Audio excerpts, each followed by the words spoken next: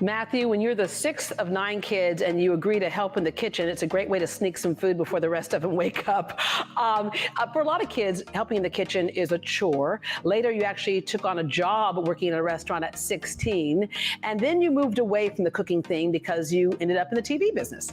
Right there at KHOU. What brought you back around to the thing that you so looked back on and loved, spending that time with your mom in the kitchen? What brought you back around into the food business? Well, I had worked in the professional world for many years, and I decided that something was just missing.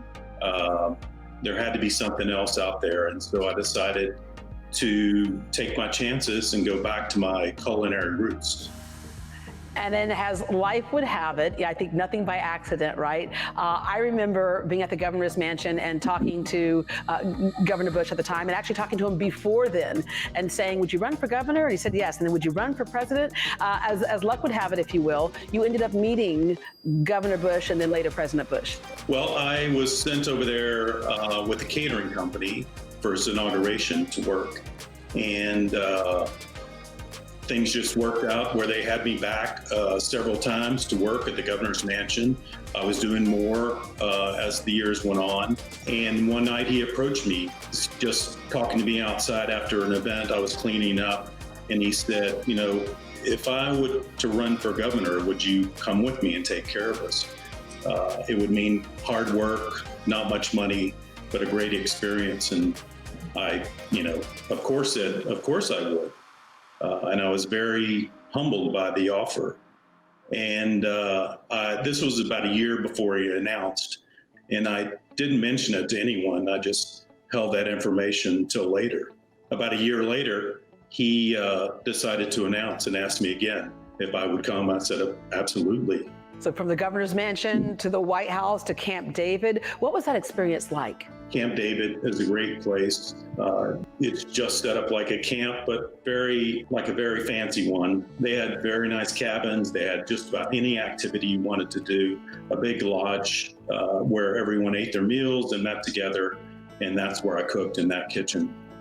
Where everyone ate their meals. And it's interesting because Barbara Bush said, you just make food people like to eat, which was kind of your mother's philosophy as well. So instead of these big, crazy, fancy, delicate meals, you made something that was hearty and good. What kinds of food would they oftentimes eat that people might be surprised?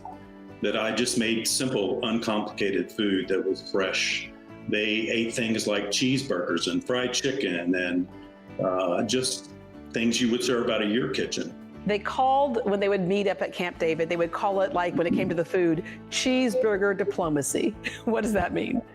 Well, when President Abe of Japan came for his first visit to the United States, the friendship they were able to forge over a meal of cheeseburgers is a very American meal. And so that became a tradition at the camp. So you've taken a lot of your experiences and you put it all together in this book and to give us some food for thought. And you really went through how to put this cookbook together, even down to the point where, a lot of us hate the grocery shopping part. If we just know exactly what we need up front, then we can get it and go. Right. Well, I had very little time to shop when I get there to prepare the ranch. And so I would go to the same stores, and I learned the layout of the stores, made my list in that order of the layout so I wouldn't have to backtrack for anything.